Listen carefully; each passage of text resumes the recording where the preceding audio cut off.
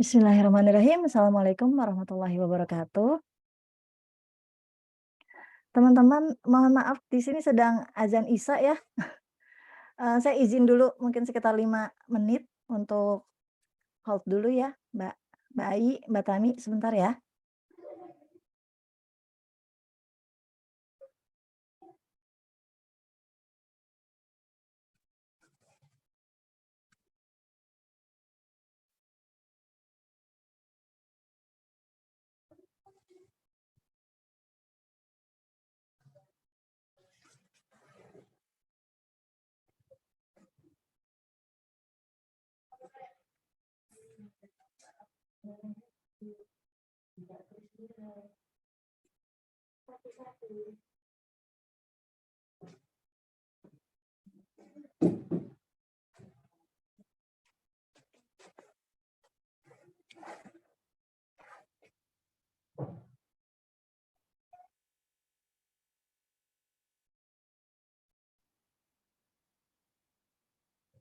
Bismillahirrahmanirrahim. Assalamualaikum warahmatullahi wabarakatuh. Waalaikumsalam Waalaikumsalam warahmatullahi wabarakatuh. Alhamdulillahirabbil alamin. Hari ini kita masih diberi nikmat untuk bisa berkumpul di malam akhir pekan ini. Semoga apa yang kita lakukan hari ini membawa keberkahan, membawa manfaat buat teman-teman, buat saya pribadi, buat keluarga dan buat tentu saja orang-orang yang ada di sekitar kita dan lingkungan kita. Teman-teman, perkenalkan saya Fitria Ramadhani yang akan menjadi tuan rumah pada acara pada malam hari ini. Sebelumnya saya perkenalkan dulu, Rumah Bijak Digital adalah sebuah komunitas ibu yang bertujuan untuk mengedukasi keluarga untuk bijak dalam menggunakan gadget. Nah, Rumah Bijak Digital ini adalah salah satu bagian dari ekosistem Ibu Pembaharu, di mana ekosistem Ibu Pembaharu itu didukung oleh komunitas ibu profesional. Baiklah, kalau misalnya kita zaman saya atau mungkin teman-teman juga tahu ada pepatah yang mengatakan dunia itu selebar daun kelor ya.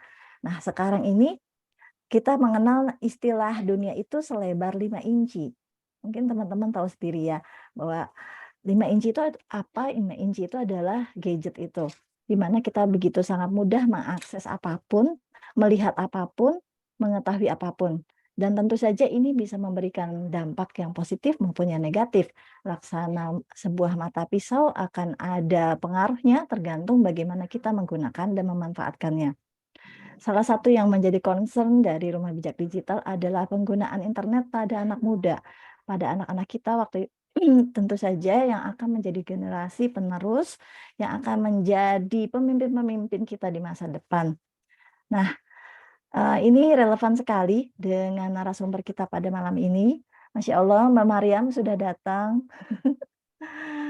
Terima kasih Mbak Maryam atas kesempatannya bersedia bergabung di sini. Ya, sama-sama Mbak. Bersedia berbagi dengan kita. Baiklah teman-teman, saya tidak akan berlama-lama lagi karena Mbak Maryam sudah ada di sini. Selanjutnya saya serahkan layar dan waktu kepada Mbak Tami yang akan menjadi moderator pada acara kita kali ini. Silakan Mbak Tami. Iya, Assalamualaikum warahmatullahi wabarakatuh, Mbak Fitri, Mbak Konita. Perkenalkan, saya Tami dan saat ini domisili di Samarinda yang akan memandu acara sharing session kali ini. Dan seperti tadi yang sudah dikatakan Mbak Fitri, ternyata emang keberkahan dunia yang 5 inci itu mendekatkan yang jauh ya Mbak ya. Jadi sangat sangat berbahagia sekali pada malam hari ini kita kedatangan narasumber yang luar biasa, jauh-jauh dari belahan bumi yang non jauh di sana, yang perbedaan waktunya sekian sekian jam untuk berbagi bersama kita di sini. Dan kebetulan Mbak Mariam sebagai generasi muda ini mewakili anak-anak muda yang sudah akrab dengan dunia digital, dengan internet sejak dini, sementara kita adalah, saya terutama adalah orang tua yang mendampingi anak-anak yang saat ini memanfaatkan gadget untuk berbagai keperluan dalam hidup. Maaf ya, suara saya agak serak. Dan alhamdulillah, salah satu dari keuntungan kita menggunakan berada dalam dunia digital ini adalah saat ini kita bisa mengambil manfaat gitu ya dari keberadaan internet dan dunia digital ini, dan kita akan mengulik lebih jauh gitu ya manfaatnya dari seseorang yang sudah memanfaatkan ini untuk keberhasilan dalam hidupnya, yaitu Mbak Mariam Konita. Ya, sebelum berlanjut, sedikit saya akan membacakan beberapa pencapaian yang sudah dicapai oleh Mbak Mariam. Mbak Mariam Konita ini adalah alumni Psikologi Universitas Negeri Jakarta ya, kalau tidak salah UNJ. Kemudian mendapatkan beasiswa dan melanjutkan ke New York University dengan mengambil ke General Psikologi. Jadi sudah master dari General Psikologi. Kemudian karena keberhasilannya ini Mbak Mariam berbagi dengan teman-teman, dengan anak muda lainnya, dengan membuka kelas online untuk memandu para calon mahasiswa yang ingin mengambil program pasca sarjana di luar negeri. Nah, selain capaian tersebut, Mbak Mariam juga terlihat sudah banyak prestasi, kalau dibacakan bisa 1 jam sendiri nih. Dimulai dari menjadi mahasiswa terbaik di jurusannya ya, di UNJ, jurusan psikologi, kemudian terpilih menjadi mahasiswa berprestasi di fakultas, kemudian mewakili Indonesia dalam forum anak muda di PBB, kemudian sebagai moderator di konferensi internasional di Bali, dan banyak menjadi pembicara berbagai pertemuan, baik itu di Asia bahkan di internasional lainnya seperti di Toronto, di Rwanda, di New York University juga, dan banyak lagi. Luar biasa gitu ya. Luar biasa capaian yang sudah dilakukan oleh Mbak Mariam Konita di usianya yang masih sangat muda ini. Tentu sangat menginspirasi sekali, terutama bagi anak-anak muda dan juga bagi kita para orang tua yang sedang mengawal perjalanan anak-anak untuk meraih masa depannya. Ya, nggak perlu berpanjang lebar lagi, wah sudah berpanjang karena waktu terus berlalu dan semakin malam di sini. Dan Mbak Konita juga punya kesibukan yang lain ya setelah ini, maka dengan jadwal yang padat, beliau masih sempat menyempatkan diri untuk berbagi dengan kita. Kita langsung saja ya, kita kepoin nih Mbak Konita ini. Selamat malam Mbak Konita. Selamat malam, Bu. Salah ya, di sana masih pagi ya Mbak ya? Enggak, sebenarnya Mariam udah di malam ya. Enggak, Mariam udah di Kuningan ya. Maksudnya Mariam udah di Indonesia kok. Jadi udah nggak di Amerika lagi. Oh gitu. Jadi sama waktunya jam 7 malam juga sih. Oh gitu, ya. Makasih banyak. Ya, yang jadi pertanyaan dari teman-teman di belakang di WAG. Jadi kita di sharing session ini ada WAG Mbak. Jadi sudah ada WAG dan terkumpul beberapa orang, mungkin nanti akan menyusul.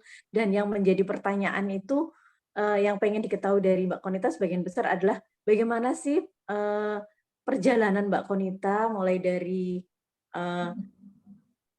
remaja menuju sekarang ini, itu bisa nggak gitu ya mendapatkan penjelasan singkat aja gitu tentang perjalanan Mbak Konita selama ini dari mulai masih sekolah itu apa saja yang sudah diletakkan itu sebagai pondasi untuk langkah selanjutnya sampai dengan sejauh ini, seperti itu Mbak. Ya, baik, makasih Bu.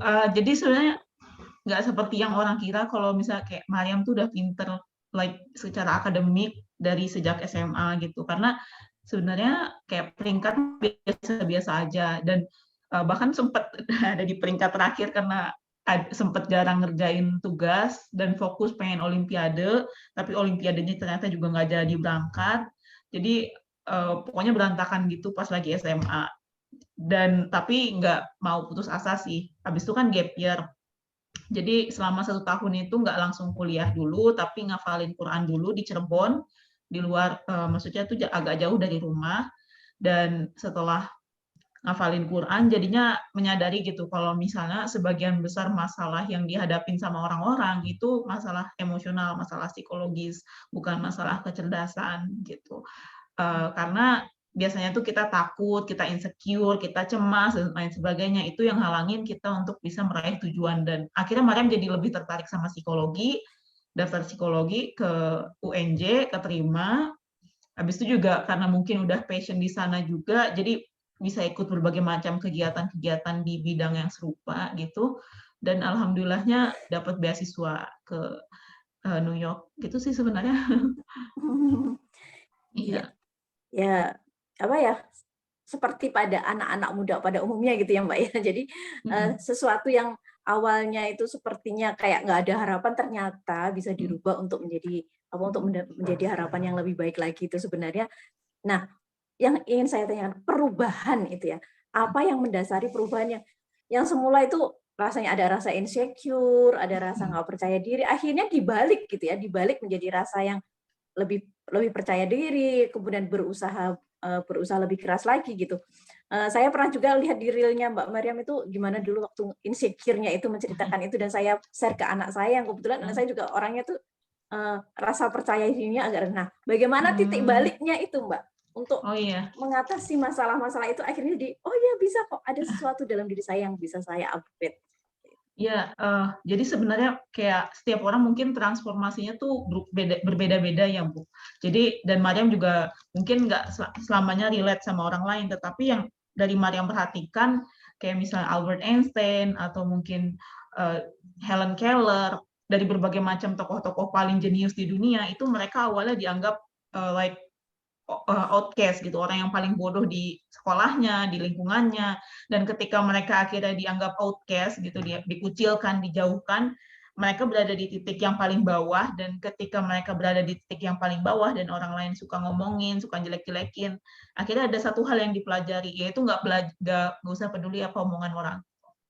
Nggak usah peduli sama omongan orang jelek-jelek gitu, toh itu nggak mendefinisikan diri kita gitu, kita nggak bisa selamanya menyenangkan mereka gitu. Jadi itu terbuka, dan akhirnya Maya mungkin pas lagi ngafalin Quran itu kayak lagi di pause gitu, karena ngadep masjid tembok selama 1 tahun ngafal Quran, dan teman-teman mungkin pamer alma mater, terus juga pernah dengar ucapan-ucapan nggak enak, so akhirnya itu jadi bikin melek. I don't care what other people think of me gitu. Aku nggak peduli sama ucapan orang lain. Aku hanya mau menempuh jalan di mana aku bisa kayak ada aktualisasi diri di sana, bisa meningkatkan passion di sana tanpa ada tuntutan orang lain gitu sih, Bu. Gitu. Jadi kayak akhirnya aku milih psikologi, dan akhirnya mungkin transformasinya mulai dari situ sih. Jadi karena kita memilih jalan yang kita suka, kita passion, kita jadi bisa melakukannya secara konsisten tanpa tertekan, tanpa merasa tertekan gitu. Iya. Jadi selain inner strength dari diri Mbak Mariam sendiri, mungkin ada faktor lingkungan Mbak yang mendukung itu, kira-kira dalam keluarga besar atau dari kedua orang tua, andil yang cukup dirasakan ketika berada dalam titik terendah, akhirnya Mbak Mariam bisa menjadi lebih gitu ya, membalikkan semua itu kira-kira apa ya Mbak ya? Ada Iya. gitu seperti. Betul sih Bu, karena memang ada peran orang tua penting banget ya. Maksudnya kan Mariam pernah ngurung diri juga di kamar itu karena nggak lulus SNMPTN. Tapi sama Umi itu dibilang ya mungkin jalannya dibukakan yang lebih bagus lagi ke depan gitu. Dan Umi itu benar-benar dukung banget gitu, ngasih ucapan-ucapan yang positif. Bahkan Umi sempat pas lagi Umi ke umroh itu doainnya Mariam gitu. Pokoknya yang baik-baiknya tuh diberikan yang terbaik gitu untuk Mariam, meskipun itu nggak sesuai dengan ekspektasi sebelumnya, tapi dibukakan jalan yang lebih baik. Dan akhirnya kayak ngeliat orang tua supportnya besar, selalu dukung mimpi anak-anaknya, ya Mariam juga jadi lebih termotivasi lagi gitu, karena ada dukungan moral yang kuat. Gitu. Terus juga kalau misalnya, dan penting memang lingkungan, karena lingkungan itu ibaratnya apa ya, mesin pencuci otak gitu, brainwash mesin yang sangat powerful. Kalau misalnya kita masuk ke dalam komunitas yang sering mengkerdilkan mimpi-mimpi kita ketemu orang atau sahabat yang suka menyepelekan apa yang kita mau gitu, itu bakal terpengaruh kitanya. Sekeras apapun batu, kalau misalnya ada air yang terus menetes ke sana, maksudnya secara terus-menerus batunya bakal berubah jadi pasir gitu. Jadi kita perlu sangat aware dengan lingkungan di mana kita berada sih gitu. Ya, betul. Lingkungan juga berpengaruh ya, Mbak ya. Nah, dari yang mulai membangun rasa kepercayaan diri, akhirnya bisa menempuh jalan sukses, sekarang Mbak Mariam mulai berbagi ya Mbak, yang berbagi dengan membentuk sebuah kayak sociopreneur ya, kalau saya katakan ya. Jadi gerakan sosial, tapi di situ juga ada entrepreneurnya dengan tip beasiswa seperti itu ya Mbak ya. Tip beasiswa ya yang ada di IG gitu ya, kalau kita mau ingin tahu gitu bisa masuk kelasnya gitu ya Mbak ya. Nah, apa yang melatar belakangi sehingga Mbak Mariam, oh ya ini aku udah berhasil. Biasanya orang sih kalau udah berhasil ya udah cuek aja gitu ya. Nah, ini bisa Mbak Mariam bisa tertarik untuk membuat wadah atau forum ini yang memfasilitasi anak-anak muda lainnya yang ingin mendapatkan beasiswa ke luar negeri. Iya, jadi sebenarnya Mariam dari sejak dulu, mungkin dari sejak ada Instagram itu, like aku tahu nih aku perlu jadi. Oke. Jadi Mariam udah tahu gitu, kayak aku perlu jadi content creator, perlu jadi influencer, karena dengan begitu aku bisa ngasih manfaat lebih banyak ke orang lain. Dan Mariam juga ngerasain betapa sulitnya untuk cari beasiswa, untuk cari sponsor untuk fully funded, maksudnya untuk hadir konferensi internasional. Kalau misalnya nggak ada yang bimbing gitu, dan ya perlu jangkauannya biar bisa lebih luas. Kalau Mariam, karena Mariam have done the road before gitu, karena udah pernah melalui pengalaman ini, ya perlu jadi konten kreator.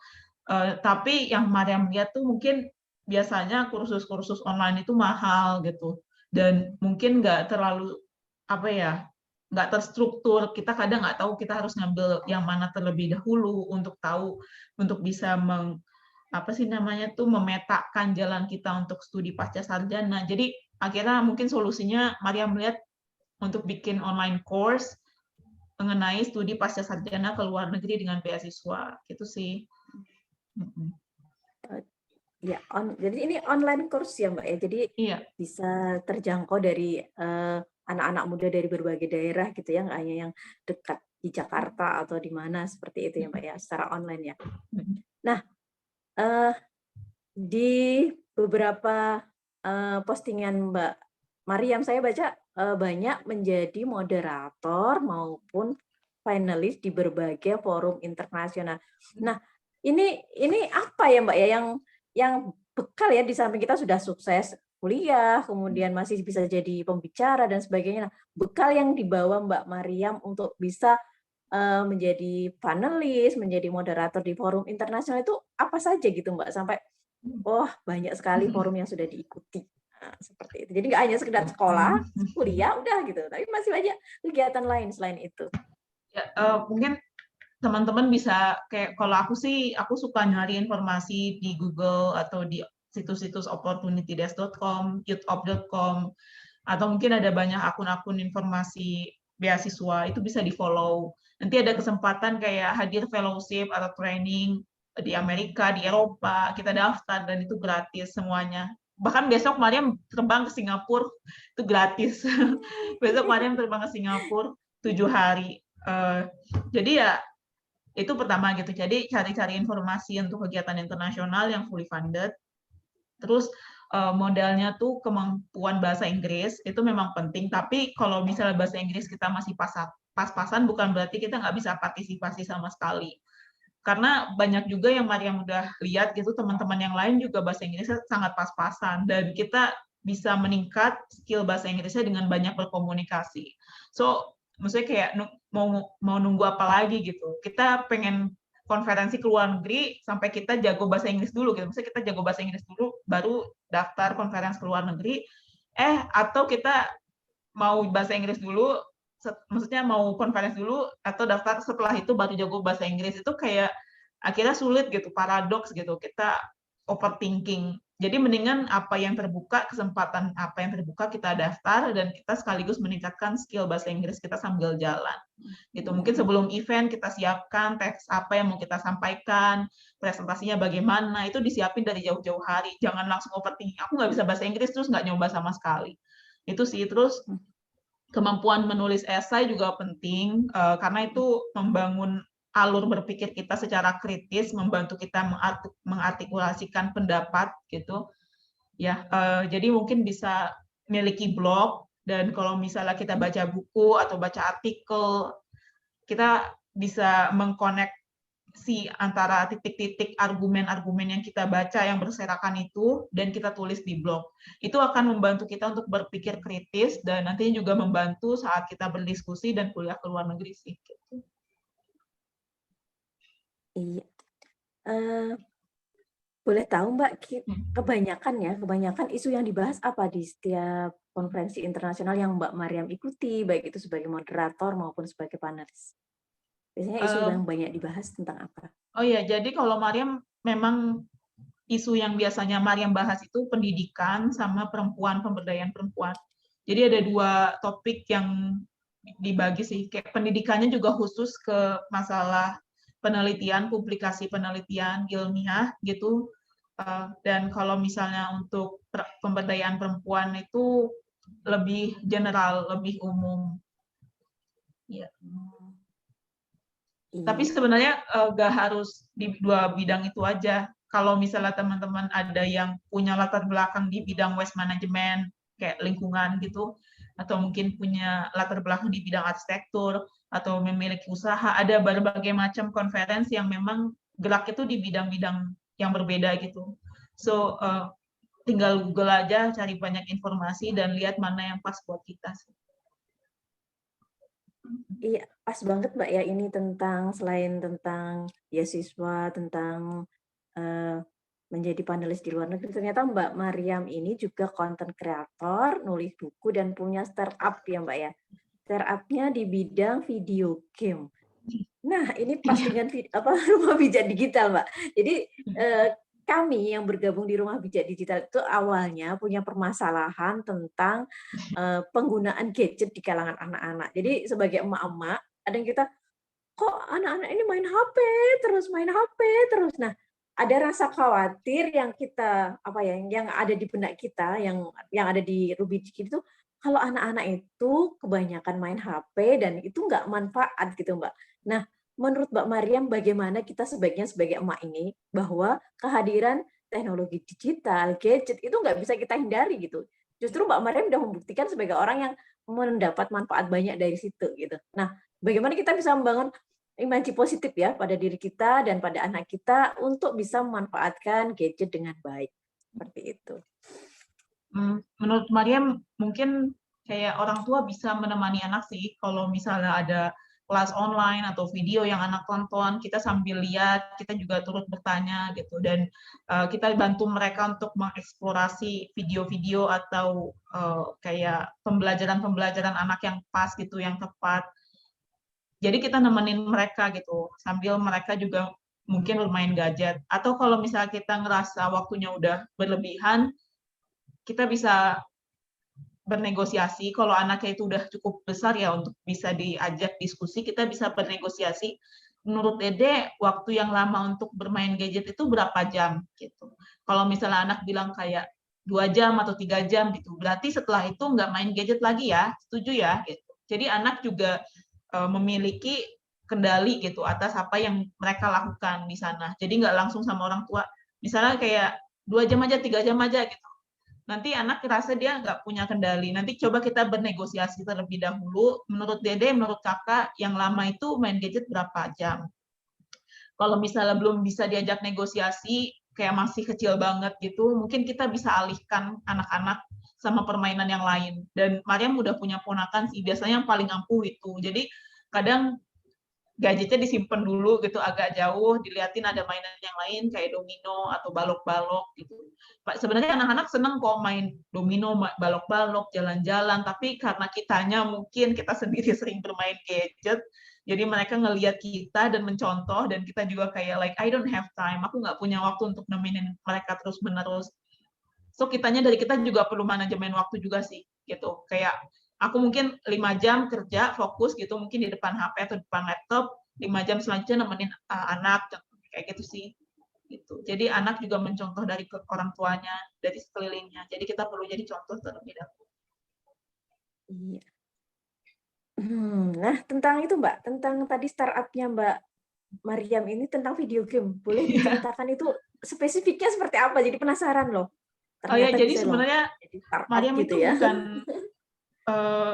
maksudnya bukan, kalau Mariam itu bukan orang yang benar-benar berminat untuk bikin video game ya. Cuma karena memang ini kan tadi startup yang dibuat sama adiknya Mariam gitu, dan beliau udah mempekerjakan 11 orang di bawahnya. Tetapi beliau nggak sanggup untuk manage, untuk pimpin, tapi Mariam merasa Mariam sanggup gitu. Karena Mariam biasa menghadapi orang dan berdiskusi gitu, dan biasa maksudnya kayak bernegosiasi antara setiap individunya gitu dengan pendekatan yang personal. Jadi akhirnya Mariam ambil alih aja ini startupnya gitu. Dan akhirnya Mariam yang manage sampai sekarang gitu sih. Karena bagaimanapun nggak bisa langsung digituin gitu aja, kan udah ada 11 employees di sini, udah ada 11 karyawan, dan pengen bikin proyeknya sukses terlebih dahulu. Juga kedepannya yang Mariam lihat ya, maksudnya kayak video game itu gaming atau mungkin kayak visual itu kan gamenya sebenarnya bukan lebih ke game sih, tapi kayak lebih ke tampilan visual gitu, ada cerita-cerita. Jadi sebenarnya kayak tampilan visual 3D gitu itu udah mulai naik ya, apalagi karena bakal ada metaverse kedepannya. So Mariam pengen mempelajari dunia ini, dunia teknologi ini, dan jadinya bisa lebih mudah beradaptasi nanti ke depan gitu sih. Ya. Jadi video game yang tampilan visual memang lebih banyak diminati ya, terutama anak-anak sekarang lebih menarik sekali ya tampilan visual tersebut. Dan kira-kira prospeknya ke depannya seperti apa Mbak? Video game ini masih masih terbuka peluangnya sangat lebar gitu. Dan pemanfaatannya gitu untuk bidang yang untuk masa depan anak-anak itu seperti apa gitu, Mbak? Iya sebenarnya udah banyak ya berbagai macam kayak permainan pembelajaran yang diubah jadi seperti game kayak Elsa. Elsa itu kan untuk belajar pronunciation bahasa Inggris, atau ada juga kayak Duolingo itu juga untuk belajar bahasa. Ada berbagai macam permainan yang sebenarnya itu ngajarin anak untuk bisa melatih skill mereka di bidang tertentu gitu, atau melatih ilmu pengetahuan mereka di bidang tertentu, tapi diubah jadi game. Ya, karena itu jadinya lebih interaktif juga dan lebih menarik sih gitu. Oh, jadi itu ada sisi positifnya ya juga untuk yang pembelajaran video interaktif seperti itu ya Mbak ya, di video game yang di bawah kepemimpinan Mbak Mariam sebagai pemimpin startup ini. Nah, sebelum saya lanjut ya, mungkin ada teman-teman yang sudah antri untuk bertanya, dan sebelum juga ke pertanyaan, mungkin saya minta waktunya sebentar untuk kita foto bersama, Mbak. Oh iya. Ya, Mbak operator boleh diambil fotonya sebentar sebelum kita ke sesi pertanyaan jawab.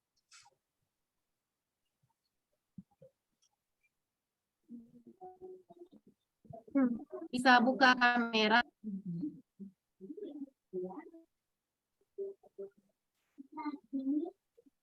Untuk peserta dimohon buka kamera ya.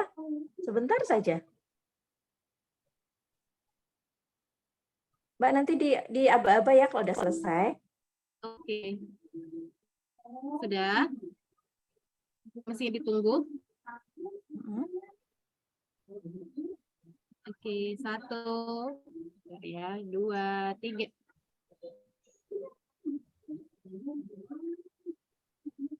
Sebentar ya. Ulangin, maaf. 1, 2, 3. Maaf.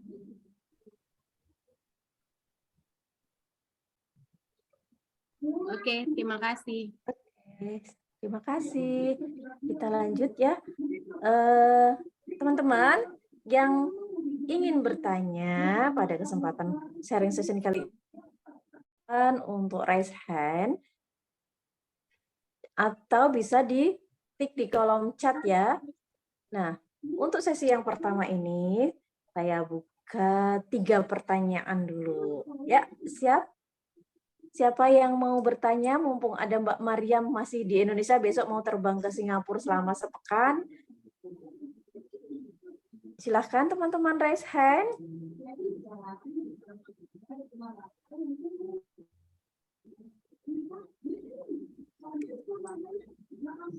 Ya, ditunggu 1, 2, 3.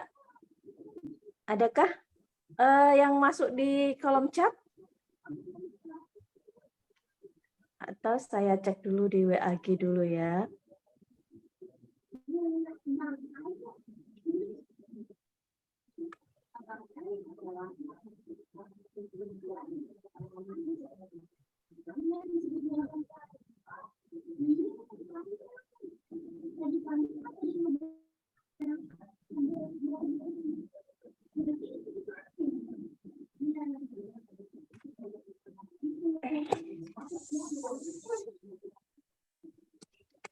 Ya, ternyata ada nih yang masuk pertanyaan untuk Mbak Mariam, 1 pertanyaan dari teman-teman di WAG.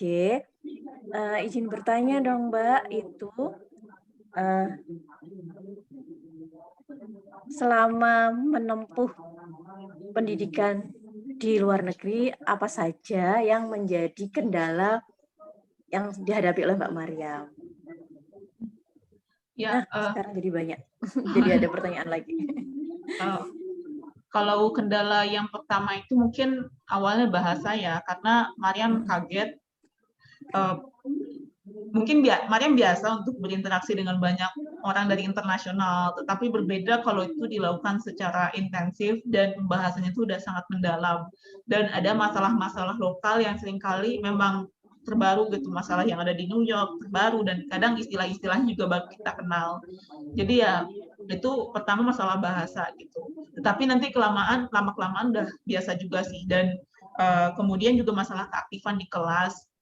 Karena kalau kuliah di Amerika itu kan mahasiswa dituntut untuk aktif berdiskusi, aktif bertanya, benar-benar gitu. Kayak bukan guru yang ngajar, tetapi kita belajar dari satu sama lain, dan kita udah belajar dari sebelum kita masuk kelas dengan berbagai macam reading gitu ya, reading material kayak buku atau artikel penelitian, dan guru itu hanya memfasilitasi aja di awal, pertengahan, kemudian nanti akhirnya selanjutnya kita diskusi, tanya jawab.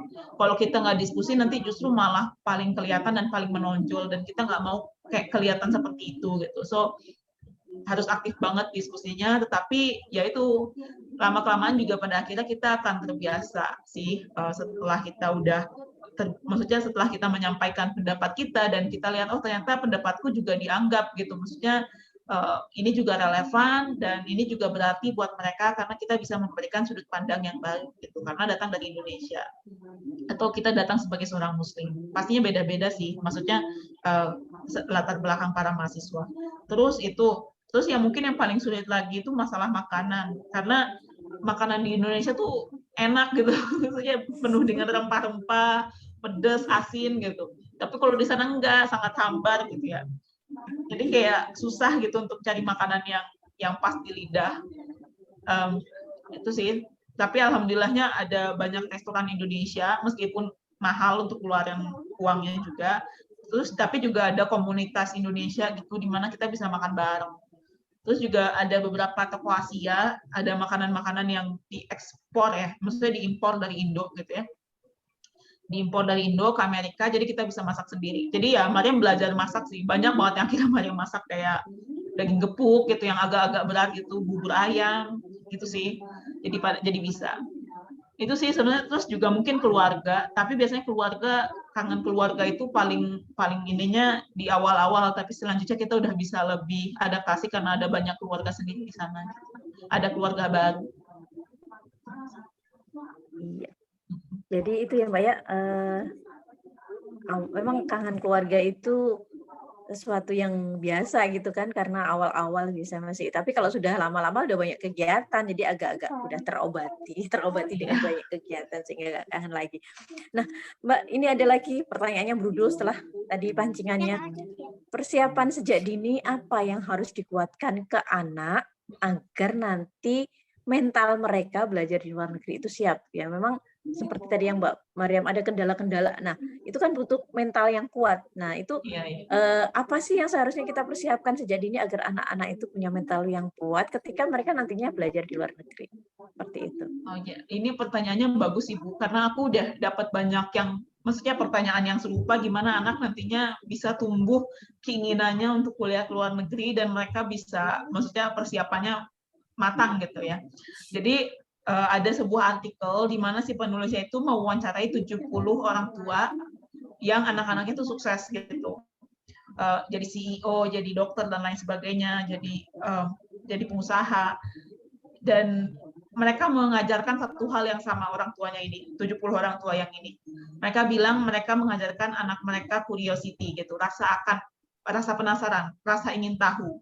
Jadi anak itu dipaparkan berbagai macam mungkin informasi-informasi mengenai apa yang ada di luar sana gitu, yang mungkin juga sesuai dengan tingkat mereka gitu, tingkat anak, tingkat kecerdasan anak.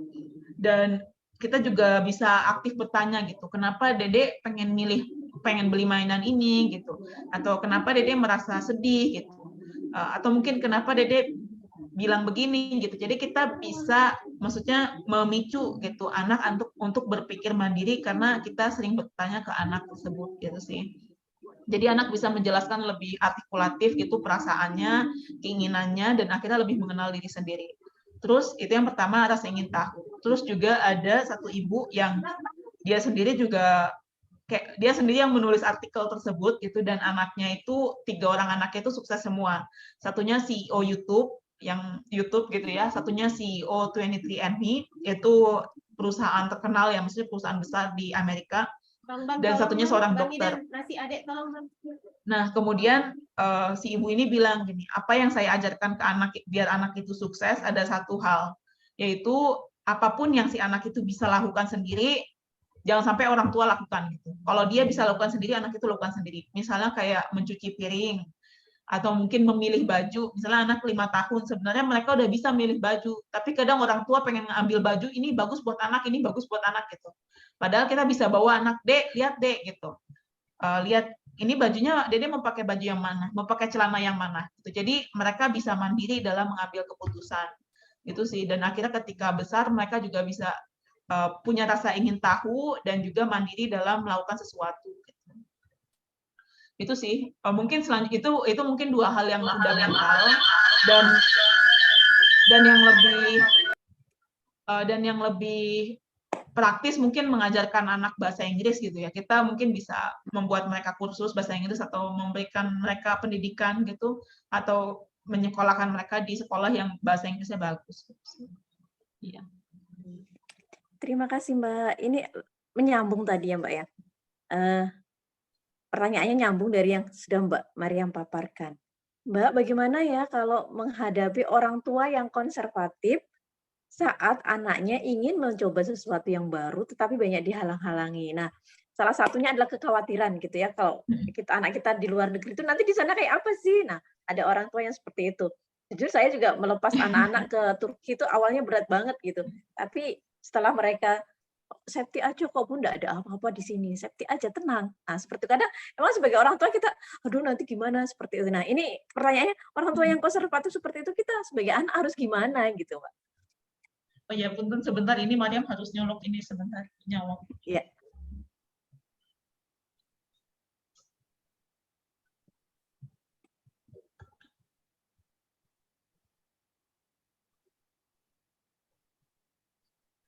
Oh.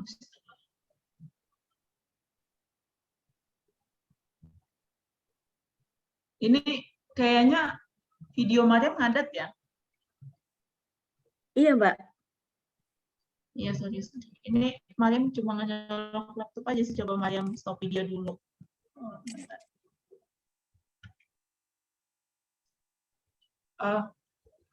Oke, nanti mungkin balik lagi kali ya, semoga.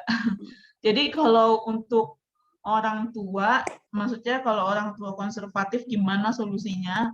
Kalau Mariam nggak dapat restu orang tua juga bakal nggak akan berangkat sih untuk kuliah ke Amerika, karena untuk kayak restu orang tua itu ibaratnya buat anak itu harga mati gitu. Dan faktanya memang kayak hidup dan matinya anak itu seringkali bergantung sama validasi dan restu dari orang tua gitu. So apa ya, kalau kita benar-benar pengen banget kuliah ke luar negeri, sebenarnya Mariam juga ngalamin hal yang sama, karena tadinya Umi sama Abi nggak ngizinin Mariam untuk kuliah, apalagi ke Amerika Serikat gitu, untuk kuliah S2 ke Amerika Serikat, bahkan nggak boleh ke luar negeri sekaligus gitu ya, nggak boleh ke luar negeri sekalipun.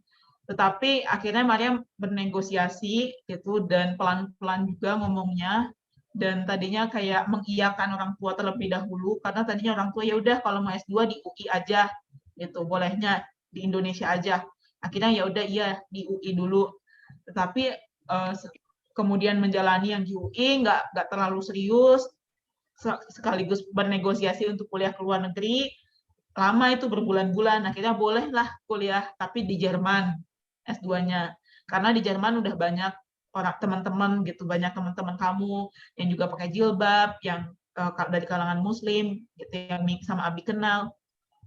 Akhirnya jadinya Mariam kuliahnya ya boleh S2 ke Jerman gitu, mengiyakan gitu, dan sempat diproses juga, tapi selama memproses itu Mariam bernegosiasi terus sama ortu gitu, dan ketika bernegosiasi akhirnya LPDP buka dan bilang kalau misalnya beasiswa dari LPDP itu bisa jadi jauh lebih besar daripada beasiswa ke Jerman dan atau beasiswa ke Indonesia. So akhirnya Umi sama Abi ngebolehin. Itu sih, jadi ada komunikasi yang panjang, juga ada banyak doa di sana gitu. Itu sih menurut Mariam.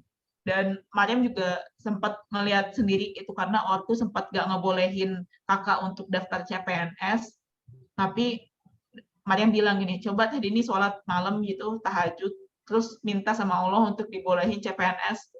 Akhirnya besoknya langsung dibolehin. Jadi karena memang faktor doa juga sih.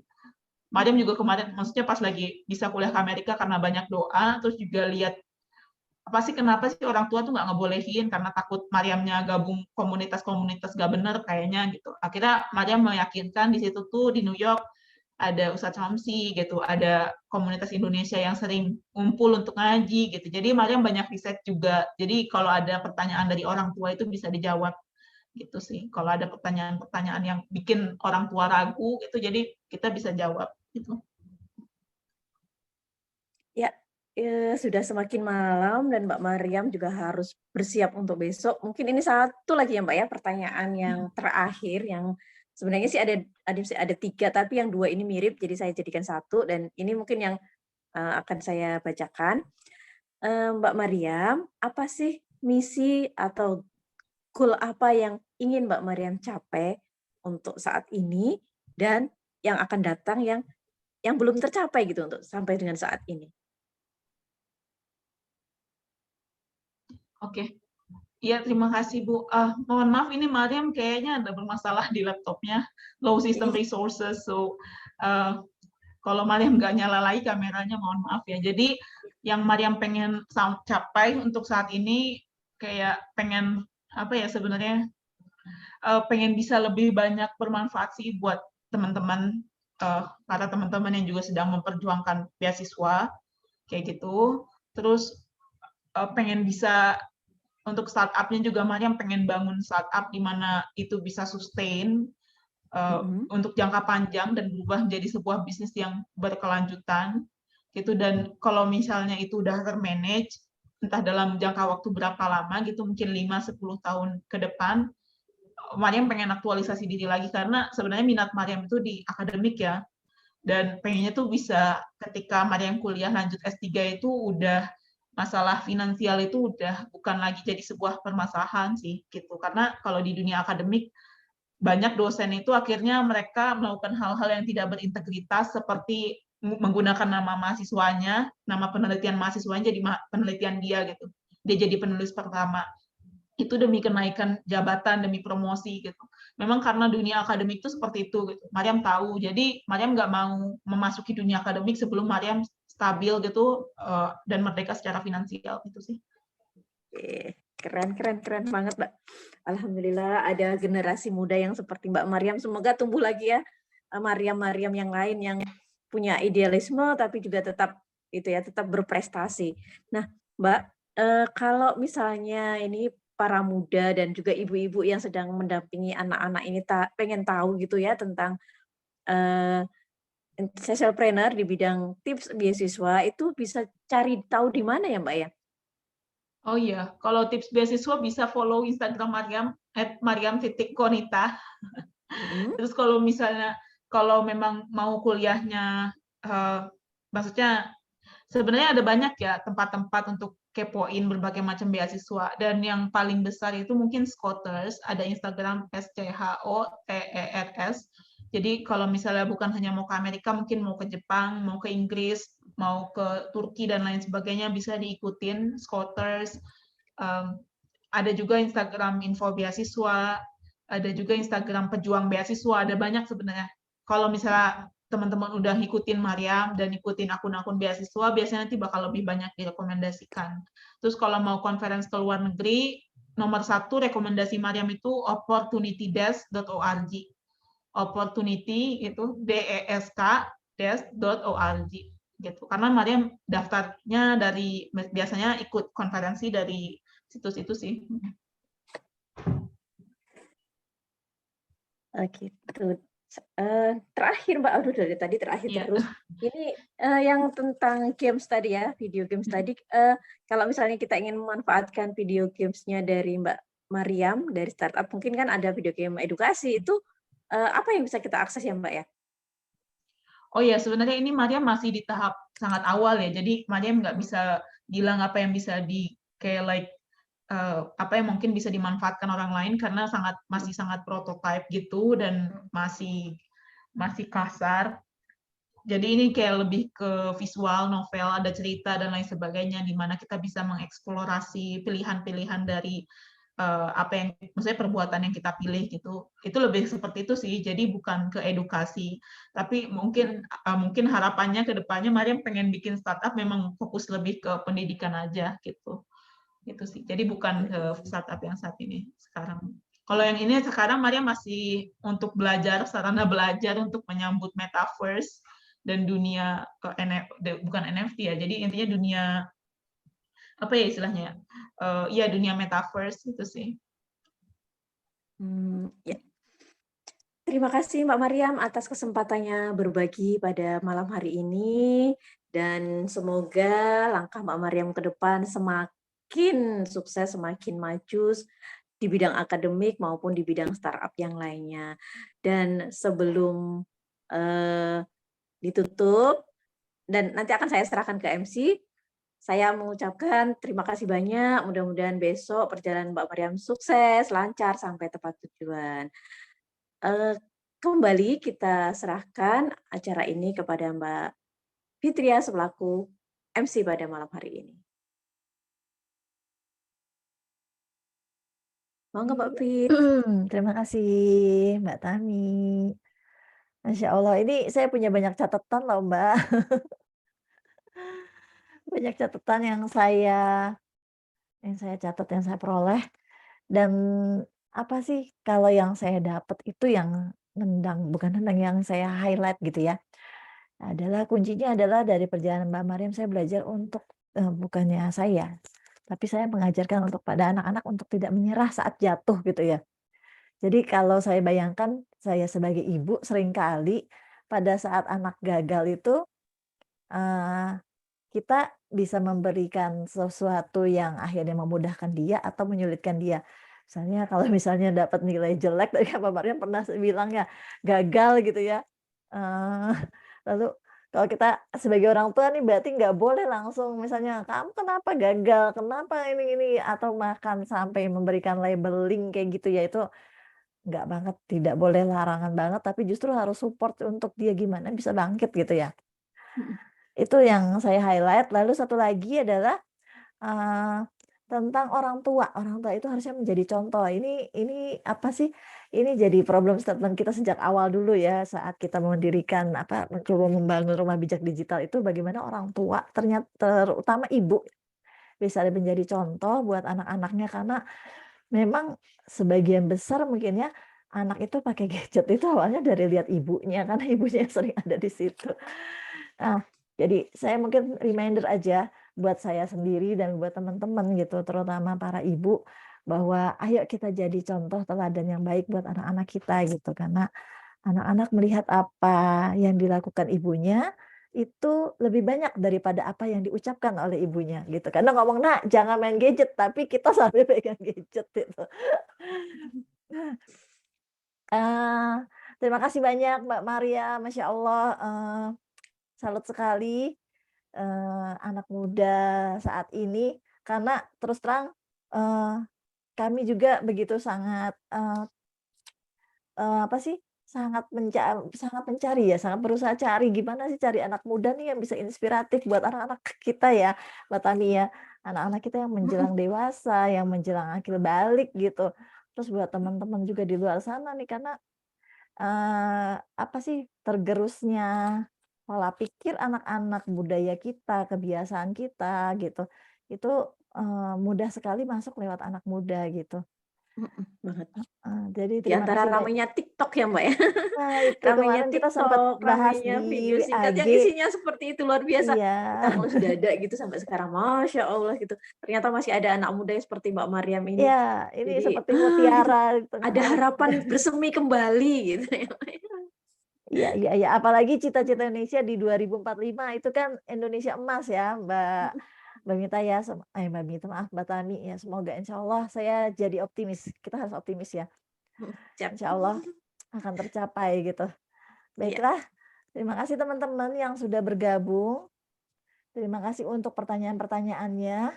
Semoga tidak puas gitu, saya harapkan tidak puas, tetap cari informasi, tetap cari pengetahuan, wawasan yang lain gitu. Karena tadi dunia itu kini sekarang hanya selebar 5 inci dan itu mudah sekali untuk diakses. Tinggal pilihan kita mau akses yang mana gitu. Oke, baiklah, eee, saya hanya ingin terakhir saya ingin menyampaikan sebuah quote, kurang lebih ini, "Gali ruang dirimu di internet. Itu adalah salah satu investasi terbaik, di mana kamu bisa berekspresi dan berbagi karya." Austin Kleon, penulis dari Amerika Serikat. Jadi, semoga apa yang kita bicarakan saat ini, apa yang kita bicarakan malam ini, bisa menjadi investasi ya, teman-teman. Gitu aja. Dari kami selaku Rumah Bijak Digital, mohon maaf atas segala salah dan hilaf. Semoga bermanfaat dan terima kasih. Sampai jumpa di sharing session selanjutnya. Wassalamualaikum warahmatullahi wabarakatuh. Waalaikumsalam warahmatullahi wabarakatuh.